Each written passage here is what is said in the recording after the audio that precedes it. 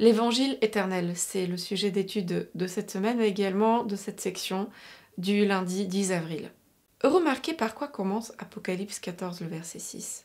Le début du message des trois anges. L'évangile éternel ou perpétuel. Si nous ne comprenons pas la profondeur de l'évangile, nous passerons à côté de tout le sens des messages des trois anges. Nous ne pourrons jamais comprendre pleinement les enjeux du message de Dieu sur l'heure du jugement, la chute de Babylone ou la marque de la bête, si nous ne comprenons pas l'Évangile. Pour approfondir justement notre compréhension, nous allons lire 3 textes de Paul. Comment l'Évangile éternel est-il présenté dans ces passages? Quelle grande espérance nous est présentée ici? Nous commençons par 1 Corinthiens 15, les versets 1 à 4. Je vous rappelle, frères, l'Évangile que je vous ai annoncé, que vous avez reçu, dans lequel vous avez persévéré, et par lequel vous êtes sauvés, si vous le retenez tel que je vous l'ai annoncé. Autrement, vous aurez cru en vain.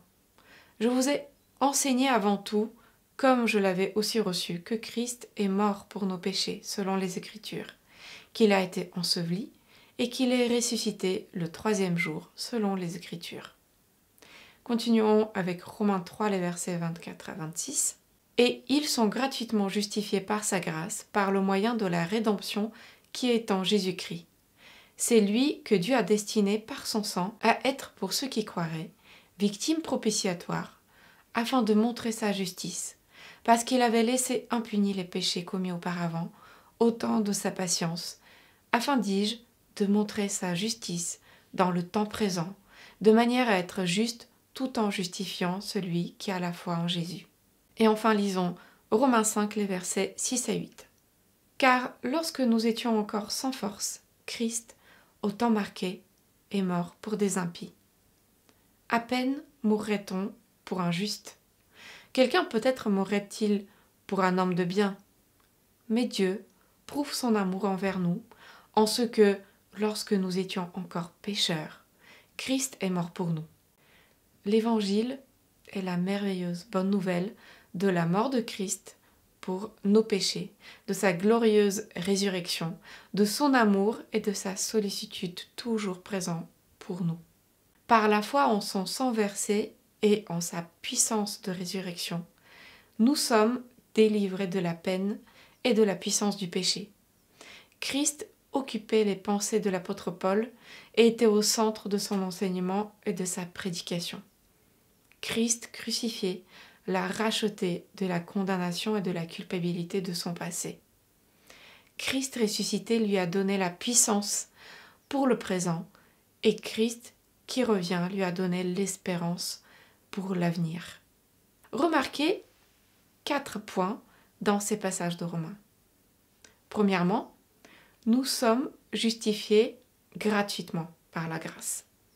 Deuxièmement, la grâce est une déclaration de la justice de Dieu. Troisièmement, la grâce justifie ceux qui par la foi acceptent Jésus. Et enfin, l'amour de Dieu a été démontré pour nous alors que nous étions encore pécheurs. La grâce de Christ est imméritée et non acquise. Jésus est mort de la mort agonisante et douloureuse que connaîtront les perdus. Il a connu la plénitude de la colère du Père, ou jugement, contre le péché. Il a été rejeté afin que nous puissions être acceptés. Il est mort de la mort qui était la nôtre, afin que nous puissions vivre la vie qui était la sienne. Faut-il s'étonner dès lors que le salut doive se faire par la foi et sans les œuvres de la loi? Que pourrions-nous ajouter à ce que Christ a accompli? Nos œuvres, même les mieux intentionnées et remplies du Saint-Esprit, ne peuvent rien ajouter à ce que Christ a fait pour nous à la croix. Et ce plan, le plan du salut, avait été mis en place avant même le commencement des temps. Je vous invite à lire 2 Timothée 1, le verset 9, Tite 2, verset 2 et Éphésiens 1, verset 4 pour aller plus loin sur ce sujet. Donc, cela explique pourquoi il est appelé l'évangile éternel.